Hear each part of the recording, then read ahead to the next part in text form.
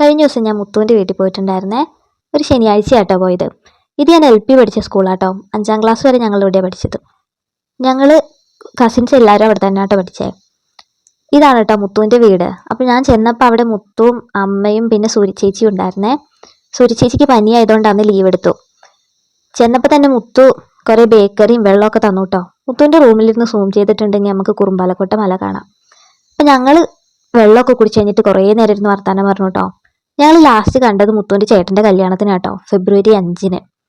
അത് കഴിഞ്ഞ് പിന്നെ ഞങ്ങൾ ഇപ്പോഴാണ് കാണണേ. ഞങ്ങൾക്ക് കുറേ കഥകൾ പറയാനുണ്ടായിരുന്നു.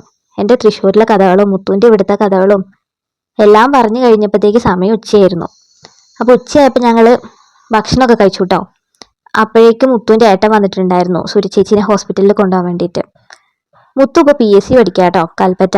ഏടത്തിയമ്മേൻ്റെ അനഘേൻ്റെ ഒക്കെ കൂടെ മുത്തും പഠിക്കണേ. മുത്തുവിനെ ഞാൻ 7ാം ക്ലാസ്സിൽ നിന്നാട്ടോ പരിചയപ്പെടുന്നത്. 7ാം ക്ലാസ്സിന് ഞങ്ങൾ പരിചയപ്പെടുമ്പോൾ ഞങ്ങൾ കണ്ടാ വെറുതെ ചിരിക്കുന്ന ഒരു ബന്ധം മാത്രമേ ഉണ്ടായിരുന്നുള്ളൂ. ഒരു ഹൈസ്കൂൾ മുതൽ മുത്തു എൻ്റെ ബെസ്റ്റ് ഫ്രണ്ടാണ് കേട്ടോ. അപ്പം മുതൽ ഇവളെൻ്റെ കൂടെ ഉണ്ട്. +2 വരെ ഞങ്ങൾ ഒന്നിച്ചായിരുന്നു കേട്ടോ പഠിച്ചത്, ഏച്ചോത്ത് സർവോദയ സ്കൂളിൽ.